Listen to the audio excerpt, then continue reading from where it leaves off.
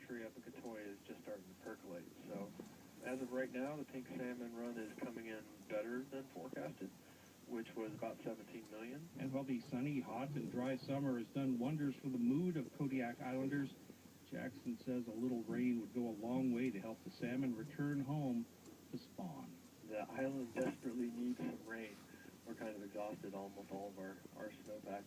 There's still some of the bigger streams obviously have water, but a lot of the small streams, especially down the east side, they run off of just rainwater, and the fish are there at the mouths waiting to go up, and there's no stream for them to go up. They can't do that. So we just need a few days. A good deluge would be really nice.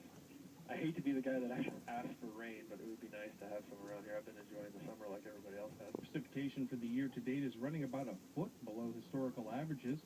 Fortunately for the salmon, the weather patterns are changing, and it's probably raining as we speak. Support for the Alaska Fisheries Report comes from the Alaska Seafood Marketing Institute, working to raise the value of our seafood harvest for the benefit of all Alaskans. On the web at alaskaseafood.org. New research seeks to better understand the micronutrients that come from spawned-out salmon, which are essential for successful aquatic ecosystems. KDLG's Ben Matheson has more. The final stage of a salmon's life isn't especially glamorous. After laying eggs, they're exhausted and about done. When they reach their pre-programmed destination, they die, and in a final gift to the world, their bodies decompose and release critical nutrients. They are like conveyor belts of fertilizers. Denise Devoda is a PhD student at the University of Illinois.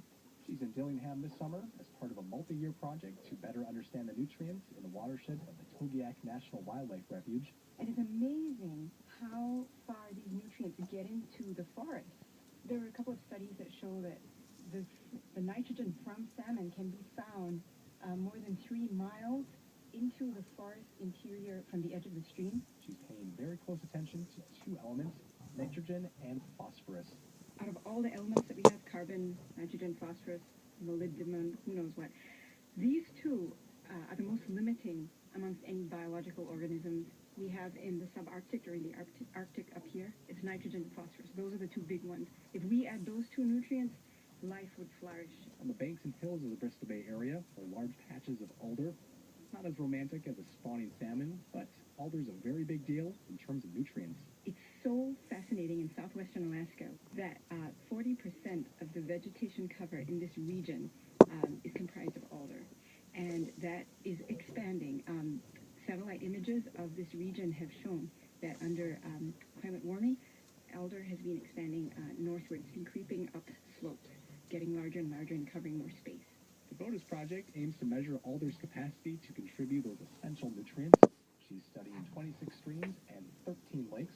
Off the top of my head, if I can name all of the lakes I'm going to try, we're looking at Gishiak, Good News, Togiak, Little Togiak, Kagadi, Pagadi, Ualik, High Lake, Nagugun, Nenevok, Owen Lake. With a great deal of support from the staff at the Togiak Refuge, Devoda flies out to lakes and streams. She measures water depth and velocity twice a year. She collects a few liters of water and drops it in sediment traps. Those go back to Illinois to be analyzed in the lab. She can tell to some degree which nutrients come from fish and which from